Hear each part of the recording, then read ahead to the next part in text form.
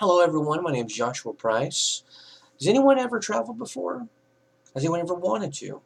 Even better, what if you could study while you're traveling?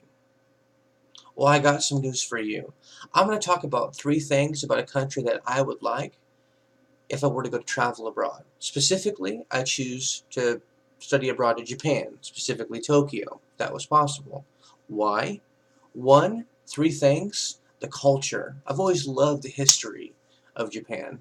As far as their buildings or monuments, but mainly the history of their more like their imperial background.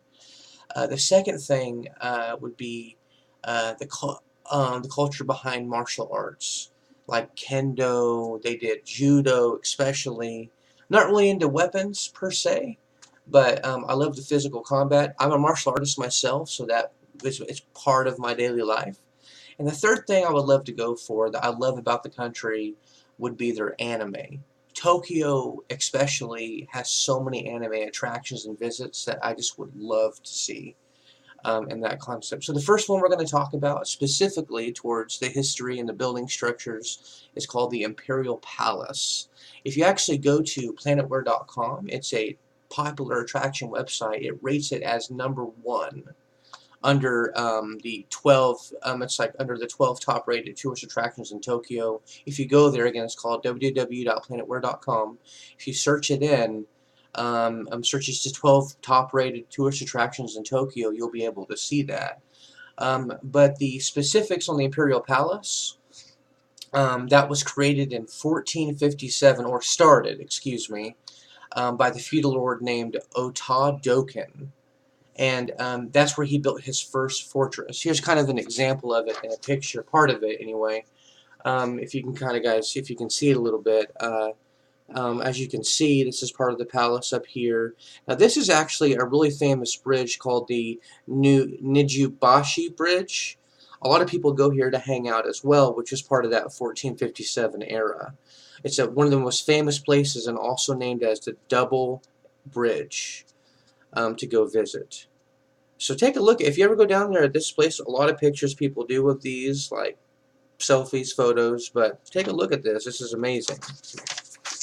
The next thing, as far as like the martial arts concept, I've always been a big Bruce Lee fan personally, in the actual fundamentals of it, judo is a very tactical sport, something that I would love to always do. Specifically, there's a place there called the Kodokan Judo Institute, and that's been around for quite some time near the making of judo. But they actually have their own website. You can go visit online called the Kodokan Judo, Institute.org.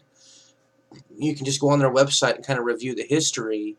Originally, the whole art of judo as itself was founded back in 1882 by a Kano Jigoro Shihan.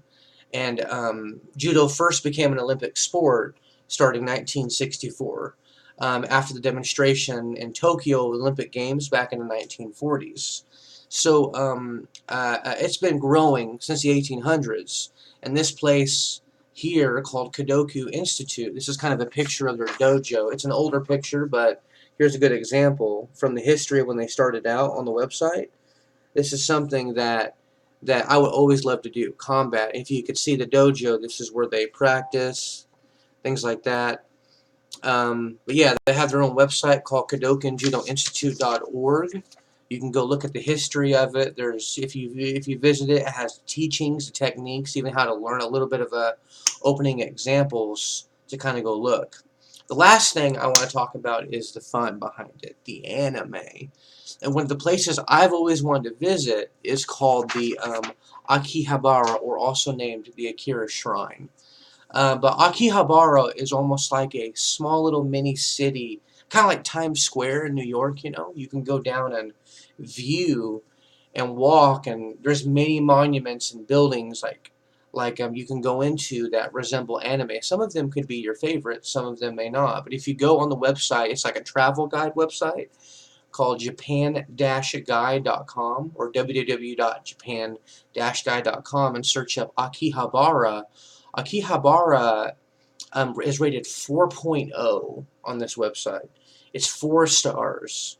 And basically it has like famous electronic shops, manga shops, that's like anime magazines or stories you can read, you know.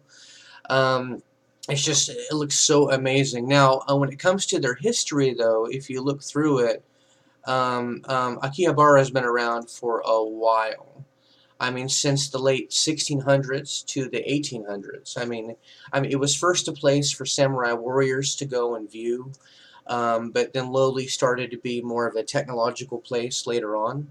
Here's kind of a little picture of it too, which is kind of really awesome. If you look at it here really close, it's just amazing. Uh, um, like just going through that whole little mini city of all those attractions. That's one of the 3 things that I love about the country, is just their wide expanse of anime and electronics. I just can't get enough of it.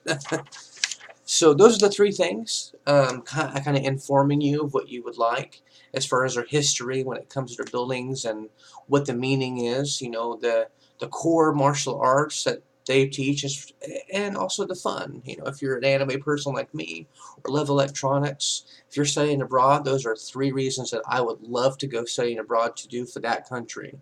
3 reasons I'd love to go to visit Japan. Well, thanks for listening, guys, and hope you take this and see you on campus. Bye-bye.